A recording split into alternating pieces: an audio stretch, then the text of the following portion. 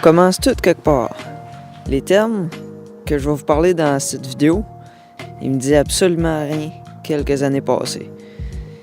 Si c'est votre situation en ce moment, je vais vous aider à clarifier ces termes avec un vocabulaire que vous comprendrez. On va débuter avec l'ouverture. L'ouverture est relativement simple. C'est l'ouverture par laquelle la lumière entre dans l'objectif. Plus l'ouverture va être ouverte, plus de lumière va pouvoir entrer, donc plus votre image sera claire. Mais plus grande est l'ouverture, ça va aussi apporter un fond d'écran plus flou, qui est aussi appelé une profondeur de champ plus courte. Donc le focus, la distance de focus va être plus courte. Donc c'est à vous de juger si vous voulez ou pas une courte profondeur de champ. L'ouverture, c'est représenté par un chiffre, puis plus le chiffre va être bas, plus grande sera l'ouverture. Donc, par exemple, F 3,5. Ce chiffre-là va aussi donner une plus courte profondeur de champ parce que l'ouverture va être plus grande. Plus le chiffre est gros, plus l'ouverture va être fermée, donc l'image va être plus sombre, le fond d'écran sera aussi moins flou. Par exemple, F16. On va continuer avec les ISO. Ils sont simplement la sensibilité de votre caméra et de votre capteur à la lumière.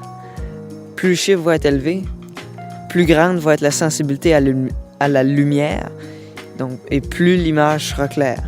Par exemple, ISO 2000. En revanche, un plus petit chiffre va vous procurer une image plus sombre, comme ISO 100.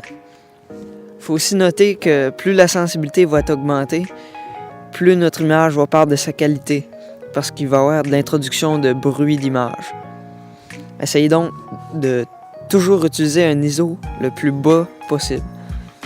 J'essaie tout le temps de rester sous les 2000 ISO, mais votre réflexe peut être différent.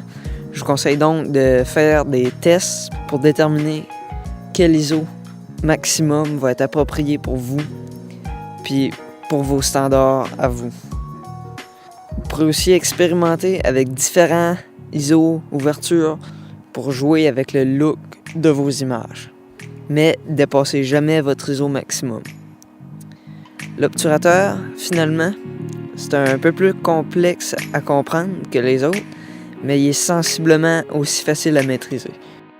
Donc l'obturateur, c'est un dispositif dans votre réflexe qui s'ouvre et se referme pour capter les images.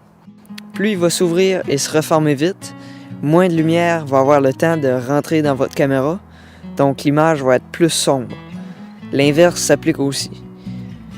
Si vous prenez des photos d'objets qui bougent rapidement, comme une voiture, une vitesse d'obturateur plus vite va être nécessaire pour que la voiture ne soit pas floue, qu'elle paraisse comme si elle serait arrêtée.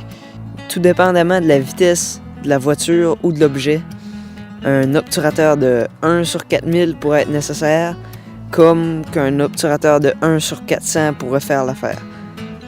Mais puisqu'on est ici pour les vidéos, les réglages d'obturateur pour les vidéos sont un peu différents.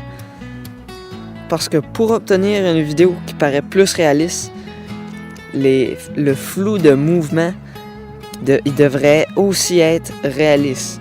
Donc pour obtenir un flou de mouvement réaliste, il faut utiliser une vitesse d'obturateur qui est le double du chiffre de vos images par seconde, puis vous ajoutez le chiffre 1 au-dessus du chiffre obtenu.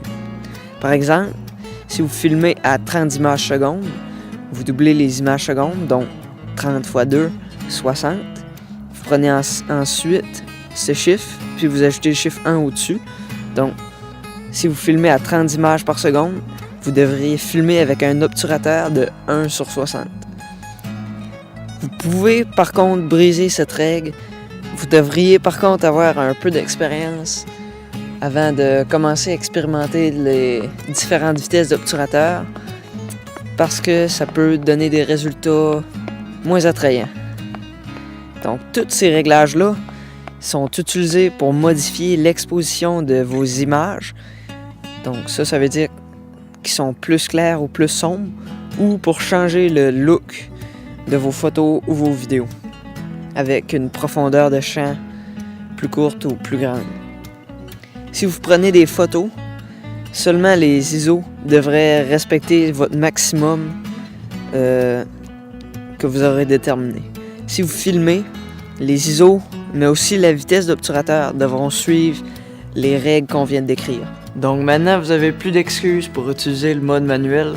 Donc, mettez en pratique les informations qu'on va avoir appris dans cette vidéo. Puis, laissez-moi un commentaire si vous avez des questions ou des suggestions pour des futures vidéos.